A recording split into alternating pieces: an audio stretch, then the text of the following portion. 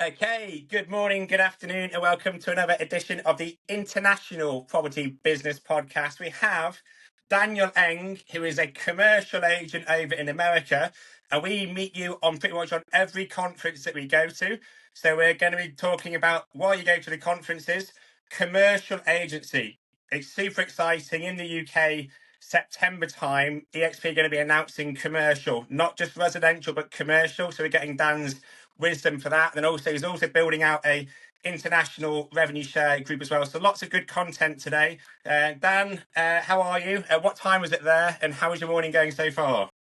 Thanks. Well, today is Labor Day. We are here in Texas, in Dallas, and time is at around 8:40 a.m. and just excited to be here. And yes, growth and internationally, commercial, and just able to build an organization globally is really good. Amazing. And Mr. Woods, you are still on your summer holidays, but your business continues. How many more holidays have you got lined up before you get back to full business, Mr. Woods? Well, let's say holidays. I've got two young boys, and it is holidays. It's been wonderful. We've got the dreaded inset day today, so that means the day before the children go back to school. They're back tomorrow. We're actually heading out to Italy on Wednesday for a wedding. James is coming as well. He's a very good friend of ours. But business has been going great. August was actually reasonably busy. Luckily, I've got good leverage and good guys on the team to be able to keep that running. Actually, looking forward to getting back into some routine. Just went to my sister's wedding last week. Got another wedding this week. Get out of the way and then get back into 3 or 4 weeks solid work. Then I'm off to Jordan for an ultra race across the desert. So that's at the end of September. But yeah, we're really, really excited to be on this pod and have a chat about commercial, because commercial is something we've been, James and I've, we know quite a lot of people in that space, and it's quite frustrating, certainly from a build point of view, to know these people, but also know the potential that EXP offers, but not be able to introduce it, because we get so excited about the resi side, and you're like, oh, we can't help you yet, but yet, and that's the thing, yet. It's very soon. It's very, very, very soon, and we're really excited about it. Amazing. So we'll come on to all of that. But Daniel, let's get back to your real estate career. So give us a snapshot about where you're based, your real estate career prior to joining EXP, and then why you joined EXP. So, growing up in a real estate family, right after high school, 98, during that time, I got my real estate license, but I went to school in Switzerland. So I studied banking and finance in Lugano, Switzerland. So finished my college in 3 years. I came back in 2001, and August 2001, I remember. And then the following month, we had our 9/11 attack here in the U.S. So just a lot of different changes right away. Our family, we own retail shopping centers. I know the hospitality business dropped dramatically. There's no flights and things like that. But pivoting and learning the ropes of the business, my career started more on the leasing side. So I started leasing the family assets that we had, and then also doing syndicating. So my first deal was about really raising capital in 2003. Bought my first shopping center with 10 partners. We still own that asset. And I really enjoyed, basically grouping the money together, able to purchase properties, managing those assets. And my father had a major stroke in 06, so it's another major event in my life. My first marriage was failing in 07. We had our financial crisis 08. Man, it was a depressed moment. Tough times.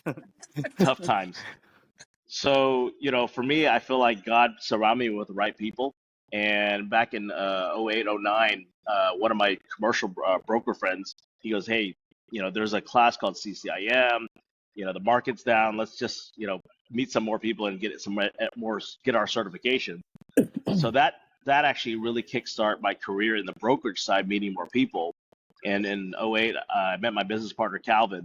If you haven't met me before, you always know I carry a camera. That was true back then too.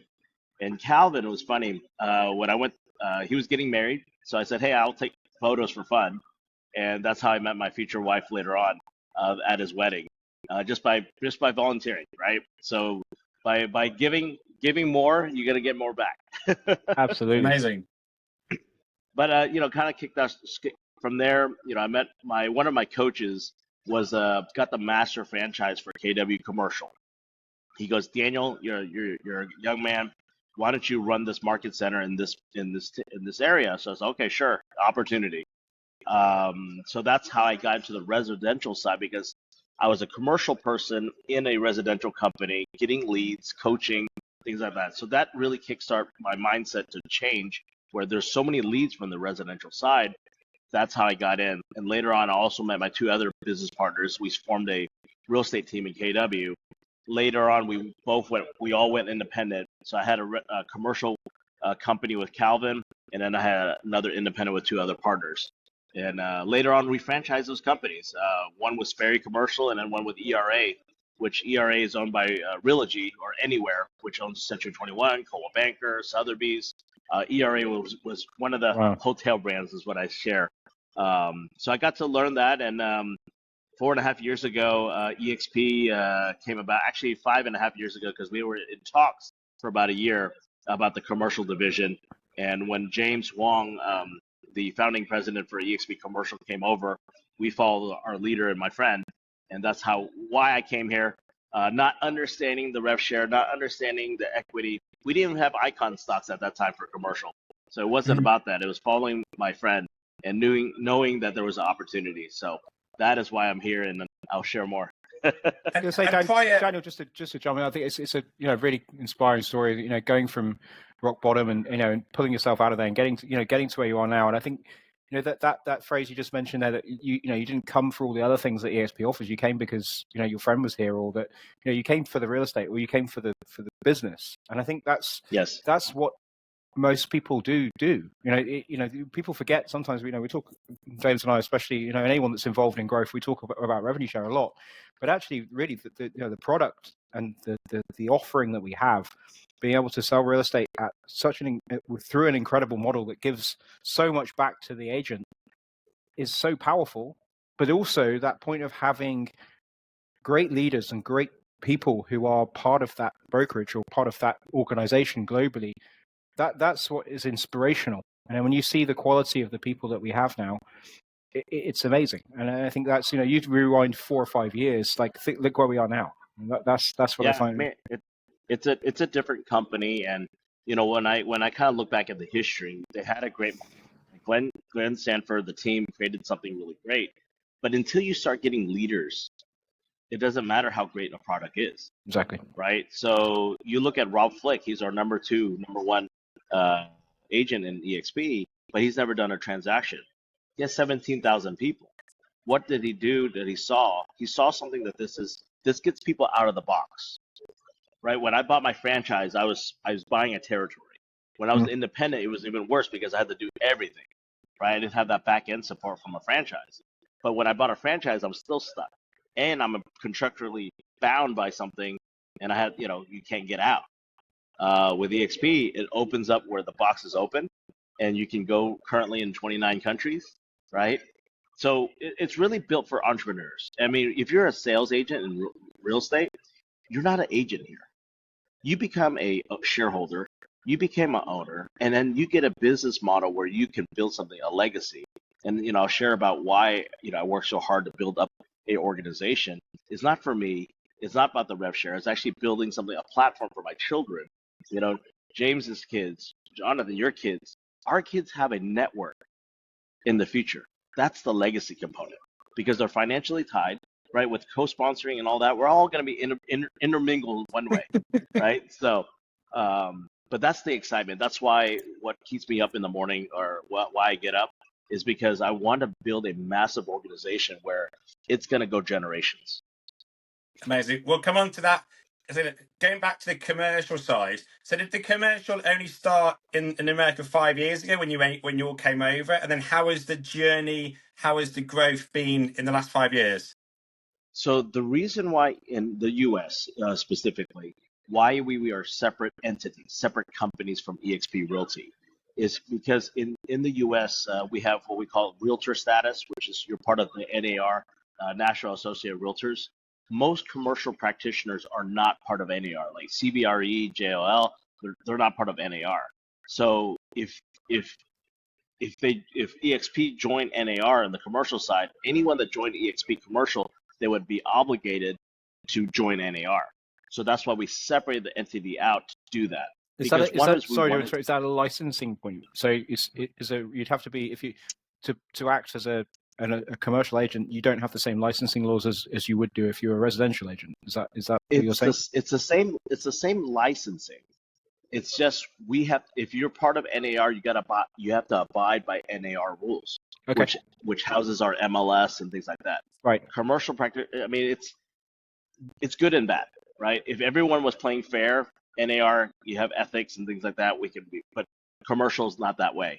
Yeah. So, and in order to disrupt the commercial industry, James Wong, decided like we have to separate the companies. We cannot be a resi-mercial company. EXP Realty agents, they can do resi-mercial in the U.S. They can do both as long as they have some knowledge.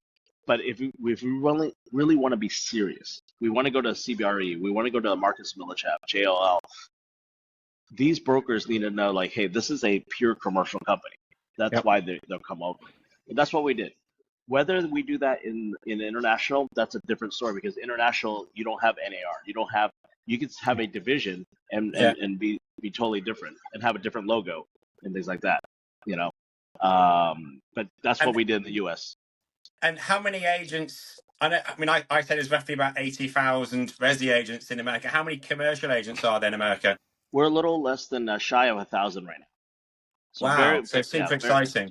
So super exciting, a lot of potential, and just.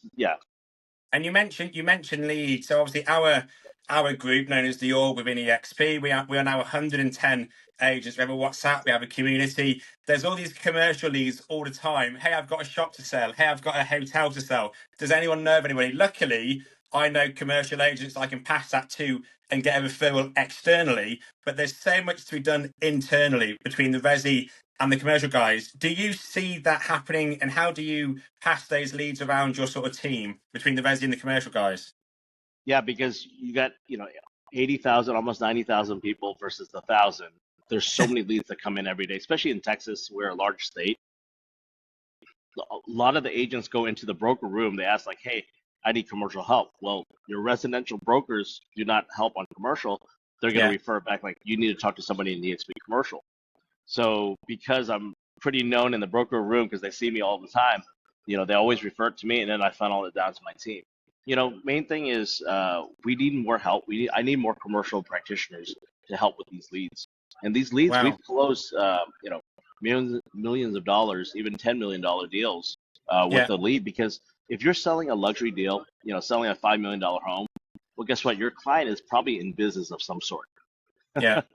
So you got it. So you have opportunity on the residential side just to ask a question like, hey, are you trying to expand your business? Guess what? I have a business partner on the commercial end that can work with you. I can introduce you. Yeah. So. I listened to one of Brent Gave's podcasts, and there was a commercial guy on there, and he said it so simply: any commercial lead that you get, just say, my partner can help you. So I go there as a real estate resi and commercial. My partner can help you. So I've sold 2 commercial deals externally to EXP, because obviously it's not EXP yet, but then that can then come through EXP. So I go there, my partner can help you. They don't know that he's not part of your technical team, but your partner. And not to kind of get too much into the technicals, but are the splits the same as the residential agents? Is it capping? Does it kind of go towards Icon as well? Yes, so we finally got Icon about 2 years ago. Split's a little bit different. So in the US, we're still 80-20 split. Yeah. Residential is the realty side is 16,000 cap. Commercial, we're at 20,000 cap. Our monthly is a little higher at $500 US because we have CoStar, we have build outs. We also get Regis and Canva and things like that. But those are the 2 main components that we get for listing, creating our OM package, and searching. CoStar is I guess if it's like a portal where you have all the deals on data. And here in the UK, commercial agents, don't kill me when I say this, they might be seen as old school sort of dinosaurs, not to get killed by commercial agents here, but the resi guys, we're on Instagram, we're out there, I was going to say young, I'm 40 now, but I'm still trying to be young. Is that the same over in America, would you say, that it's the commercials more behind the desk relationships? I call it the good old boys club. Okay. It is behind times. It is changing because of other commercial associations that are starting up. We do have the up and coming younger junior agents coming in. But the one of the issues is if their mentor is teaching them their old school ways, Yeah. that's what they're learning, right? So our team is doing more video. We're trying to push more LinkedIn and Instagram. Not much TikTok. I mean, if they want to, it's up to them. Yeah. If they can secure a deal through TikTok, it doesn't matter where the lead comes from. Yeah. Yeah. As long as you're getting it. But I think LinkedIn is going to be the biggest for the commercial practitioner. I see a lot of traction that way. Yeah. But yeah, I mean, Now that go on. yeah, I mean, even before EXP, we had this 3D camera Matterport back then. Yeah. I was one of the first ones that had the camera because I was using for my residential team. I said, well, why don't we map out our spaces? And guess what? When COVID hit, perfect. I already had 3D, mapped out already, and started doing YouTube videos, tours of the commercial space because people weren't able to get to the spaces. Yeah. It's so exciting, and there is one small platform that is similar to EXP, but so small. A few agents are there, but I can't think of anything like it in the commercial space in the UK. So when EXP is announced, this is so exciting. There is that obviously Ryan Serhant. I think part of his team, a young lady, she's commercial and she does it all over Instagram. I was like, I mean, that's what the world's waiting for, to just be a proactive all over Instagram kind of commercial agent. Yeah, it's super. I mean, I'm getting excited, and I'm not a commercial agent, so I hope they're getting excited as well. Daniel, I was going to ask a question. So, if you're a commercial agent in the US, what's the difference? Because I know all the arguments from a resi split sort of move over, and it's very different in the US compared to the UK. So where we sort of our main battleground at the moment is changing slowly, but our main battleground is going from employment in agency and taking people from that to then becoming entrepreneur agents and brokers and business owners. We're now obviously having a number of brokerages, especially in London, where we're kind of working on what different splits are and all that kind of thing. But what are the main key differentiators? What are the things that a commercial agent in the US gains from going and partnering with EXP as opposed to staying with whatever other brokerage that the offering is out there? Well, typically, if you're working for the large corporations like a CBRE, JOL, even though you're licensed as an independent contractor, you rely heavily on that company. So you're almost like an employee. So the mindset is very different from those agents because they can't see themselves moving because they're not even looking, because they're like an employee mindset. They're in that E category, that cash flow quadrant, right? And what I look at when I talk to commercial practitioners is looking for the entrepreneurs, people who understand that they need to be in a business and what a business would look like. People who are actually brokers, and I try to find solutions for them because our cost of CoStar, typical cost just by itself in the US is $500 to $600 a month. Okay. We get that for extra $250, right? With our build out, so that's why the package is $500. So there's a discounted price right there. Typical commercial brokers, when they first start, they're on a 50-50 split. There's no cap. And if they join a team, so 50% to the house, and they join a team 50% to the team leader.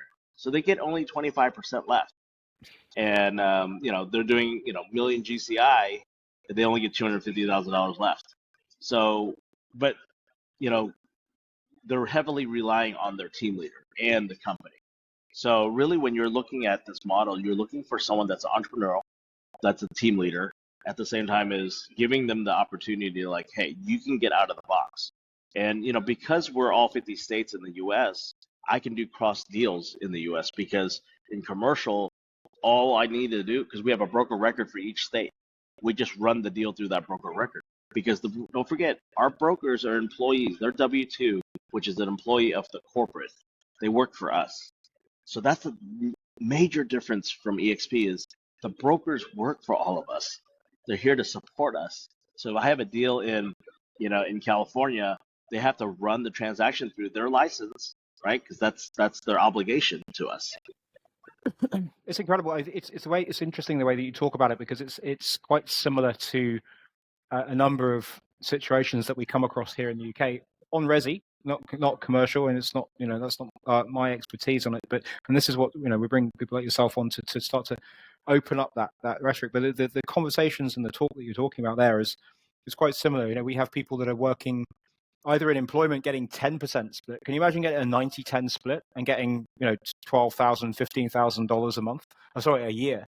And then things like, the overheads that you're charging, and your portal costs, if you went independent here in the UK, is $2,000, $3,000 a month for advertising costs just to get on portals, which is crazy. But from a commercial point of view, what kind of commissions do you charge over in the US? What do people pay for a transaction? So depending on the deal size, it can range from 3 to 6%. Okay. So say 4% is the average, split half and half. So and what's the average sale price for a commercial unit in the areas that you operate in? 2 to 8 million is kind of that sweet spot. Anything over 10 million is more institutional. Yeah. It's hard to find anything under $1 million now. But at least 2 to 8 million is kind of what we're doing on the commercial end. And we have leasing. So if a person that wants to represent tenants, opening up shop, opening up a restaurant, those are good commissions too, because you can do a commercial deal, say a 10-year lease for a new restaurant, say 5,000 square feet. You can calculate, and we get paid about 4 to 4.5% of the total base rent of the year, Wow. of 5 years. So you calculate that, that could be a substantial amount. And because we're in the same ecosystem, you and I can partner up. If you have a restaurant group in the UK that wants to go to the US and different states, we can manage that. So there's so much opportunities where instead of just referring it out, you can actually be part of the deal. It's a whole team working to support this group that's going to be opening. I spoke to EXP. Yeah. I mean, quite a few examples that you've said quite a few times. When I used to work at CBRE, I was on the Resi Rentals team to go and get a client passed down from the commercial guy. It was like, no, this is my client, go away. I love working there, but that frustrated me. Obviously, EXP, it's all about collaboration. As you just said, let's work together. Let's pass these leads internationally via Workplace, via Slack, via the click of a button, and then let's engage for the good of the partner, for the good of the client, so we all benefit. And obviously, through the new co-sponsorship, commercial agents who are looking to join us might think, great, let's also reach out to Dan to learn from his expertise in building this internationally as well. And that's what we're going to kind of come on to now. Obviously, we've seen you now in the space of 15 months at 5 conferences. We met at the first European conference in Lisbon last summer, then in Miami. I then saw you in Cabo with your family in Cabo. That was awesome, with my family as well. Then in Barcelona, just gone. These conferences could come around so quickly, and then we're going to be in Miami in October. Yeah. So now let's talk about your international revenue share group. So first of all, talk to me about what's on your T-shirt. So you got We Connect and the Panda Pack. Talk to us about what they mean and how they've built and why you're building them. So We Partners Network is basically the organization. So Calvin and I created We Partners, and it's basically like a real estate club. So it's not a team. It's all the entrepreneurs coming together in our downline, if you want to call it that way. But this is more of a real estate club. So I have syndicators that are licensed. They come in to join us. I have lenders that are dual licensed. They join us. I have attorneys that are dual licensed. They join us. This is the club because of entrepreneurs we bring to the table. So that's what we created. The Panda Pack is kind of my leadership group. That's more of internal. So within EXP, they know us as the Panda Pack because what I did was rip off a duplicate from Mike Sherrard and then Connor on the Wolf Pack. And they have honey badgers. They have all these animal names. So I was like, well, we could do that too. So, but I can't go to a commercial broker's like, hey, you want to partner up with the Panda Pack? I just say, no, this is the real estate club that we're a part of. That's more intriguing, and that's a conversation starter.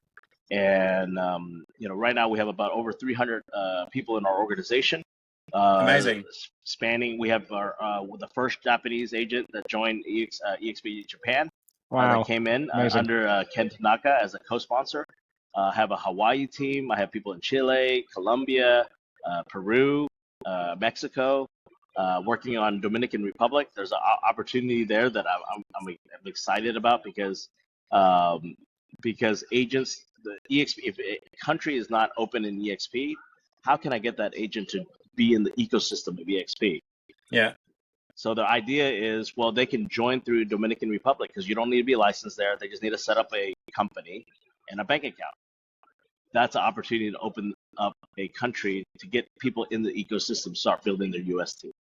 That's kind Amazing. of my crazy idea I've been having this week because thinking about China, Vietnam, Singapore, Malaysia, but we're not there yet. But I can get a developer investor into the ecosystem of EXP as an influencer. You Yeah. know, I mean, you guys can think about that idea because imagine you have an influencer. That's how you're going to be able to grow.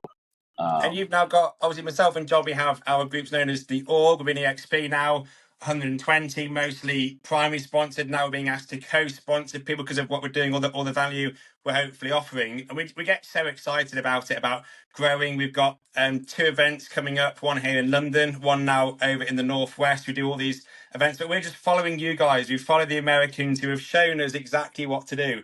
And we look up to you guys as inspiration. How do you not manage, but how do you lead this group? How do you motivate them? How do you, obviously you're in different countries, how do you build this out?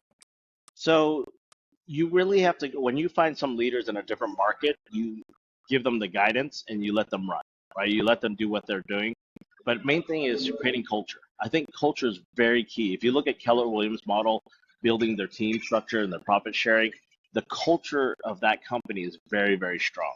And that's what EXP is, especially with co-sponsorship. This brings all the silos together now, right? Yeah. We have 40, I did a count yesterday. We have 46 co-sponsors in my organization now. Amazing. I have 46 leaders that have thousands of people in their group supporting my org now. It's not my org Great. anymore. It's everyone's org. That's the amazing thing is, and you guys will be a co-sponsor in the UK, and same thing for Texas. I can help grow your Texas team. Everyone has different value props, but creating culture I think is very key, and having a mission and vision. So our mission and vision for our org is to be at 10,000 partners globally. Everyone knows that when they come in. We know that we're building a community, we're building legacy together, and really what this means is building a legacy for our children, right? Yeah. And this is important because as we're building our business network, imagine that network gets passed down. Whether they do real estate or not, they'll have a financial tie because of the rev share. They'll have an incentive to, engage with the other people. And at the same time, if they want to do more charity work, if they want to, do a startup, they got thousands of people that can like, hey, I got this idea. Who wants to hop on a Zoom call? I don't know, be a Zoom call later on in the future. It might be like, I don't know, AI talking, but regardless, they'll have people, to help out. But yeah, And I'm how much excited. time, Mhm. obviously, Go ahead, James. to have 300 agents is incredible. I mean, we find it not hard, but there's only so much time in the day to manage, to put events on, etc. How much time do you spend on the productivity, being an agent, and also helping your team and building out international revenue share groups as well? So 2 years ago, I decided to stop my production.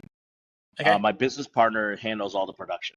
So Yeah. if you're serious about growth, you need to find a running partner. You need to Yeah. find someone that's going to focus on production so you can focus on growth. If you look at all the big leaders, same thing. They all have a running partner. Connor and Mike Sherrard. Brent Yeah. Gove has, I think James also. Gene Frederick also has a few. So you imagine you got to find that running partner so you can focus on your goal, right? We're not going to get to 10,000. I don't count on luck, right? I'm not going to say, oh, I'm going to find that Brent Gove, right? Yes, that could happen, but Yeah. that's not how you run an organization. So the goal is to really finding a running partner. I still focus on production because I still take care of my family assets. I still do the leasing. I still maintain all those things. I'm busy, but going to what do we do? Mondays, we do a quick Zoom call. We share wins. Wednesdays, I take half a day from 8 o'clock to 1 o'clock where I explain the model. We have coffee first, explain the model, and we do a production training. People who are new, they need production. And then I do another event for lunch, and we just get our own sandwiches. So there's no cost. I mean, everyone paying for their own lunches. So I just spend half a day where agents have 4 events: coffee, EXP explain. I call it We Explain, and then we do production training, and then we have lunch. So you got 4 events you can invite agents to, and that's really my day. And then Friday, I do a coffee event here at this right next to my office. I have a coffee shop, and I just do another event. And agents, it's just easy to come to a coffee shop to just chat. but this wasn't overnight. This was 5 years of building it steadily, organically, getting the systems in place, getting your partners, keeping the production going, and then building it out. So yeah, you are. So, I'm 3.5 years in. John's now 4. Yeah, I guess that's our next goal, to kind of get to where you are, really, which is super exciting. You mentioned a few times about your family and legacy. I think it's worth touching on that, because when I meet agents, they say, James, well, what's your end goal? I was like, well, it just gets so exciting. If you had an independent agency, your end goal would be to maybe get a rental book, so you have something to sell. In reality, if you're just a sales agency, you have nothing to sell. Like, what is the end goal? Like with EXP, it's just so exciting. Like, to build the sales, to build my team, to build my rental book, to build equity, to build international global revenue share groups. It just keeps going. Can you touch on maybe do you have an end goal, or what is your vision? And then you mentioned a few times about your legacy and your kids and your revenue share. Yeah, so I guess touch on again why you're doing this for your family, and then maybe touch on, is there an end goal for you and what your kind of vision is? so in our vision statement, it says we have a date of 2030, right? That's kind of when I'm at like 50, 51, and I said, we're gonna have 10,000 partners globally, and Wow. that's my drive to get there. Not because of a revenue share number. That's just a number that I know that we can hit because our other leaders are there, right? They're no different from you and me, but they set a goal of just connecting with more people, helping more people out. So the reason why that number is because I know I can help more people, right? With this platform, we're able to connect and help them, right? Get them out of the box, and that's my goal, and that's my passion. Because Amazing. if they're at a brokerage where they don't get equity, they don't get residual, and they're stuck in a territory, then it's almost like the gospel. It's like the good news. We have to share, but we have to share it correctly, right? It's the Yeah. same thing with the gospel. We have to share it correctly. We don't EXP all over people, right? So it's very similar in a sense where we just share value. We pour value with them, and that's why with these events are important. Like the big events, if you can get them to EXP Con, Barcelona or Paris or South Africa or in Miami when we have these events, those events will sell itself. I can Mhm. guarantee you, because every time I bring a guest, they sign up day one. They're ready after their first day. They're like, sign me Yeah. up, Daniel. Last Lisbon, it was only myself and John who was there from our org. Barcelona this year, we put in about 15 of our guys, and they came back. I was like, James, I can see it now. I Well, know. telling you So that. we just, The thing is, James, yeah, you're another example though, James. The same. I said for you to over about 18 months after I came to Orlando, you only see it in your own time.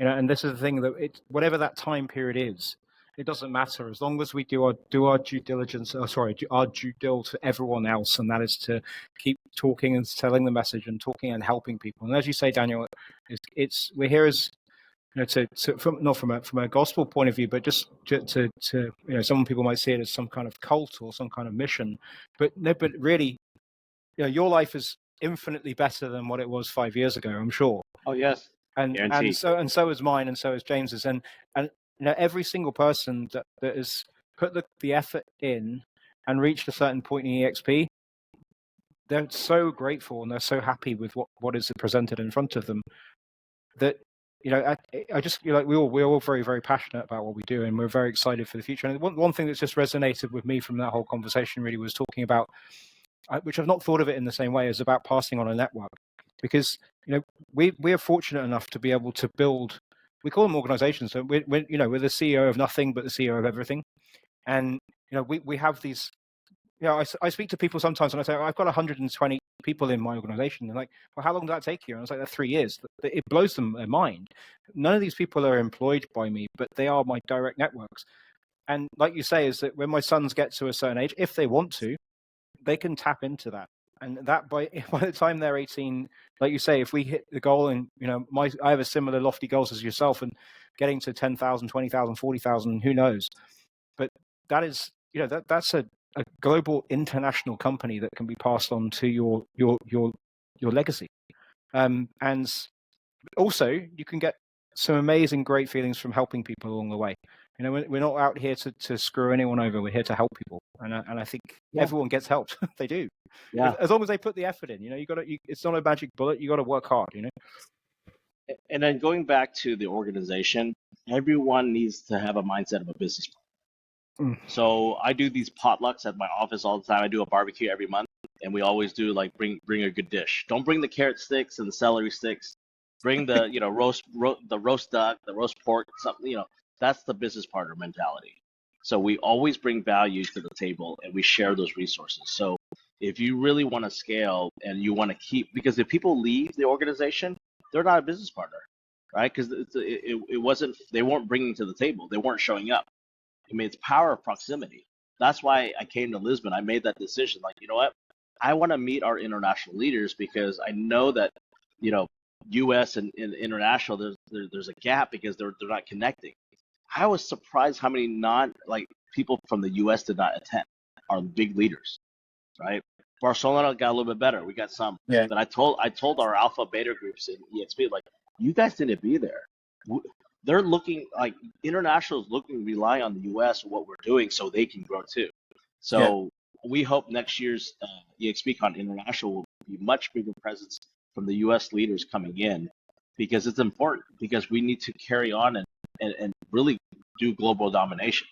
You can't do it. You can't do it just by one person. It's the whole organization, everyone coming together. And they got really brilliant how they did the co-sponsorship. I'm really glad that they did it the way they did it. It's just excited for that because it's working.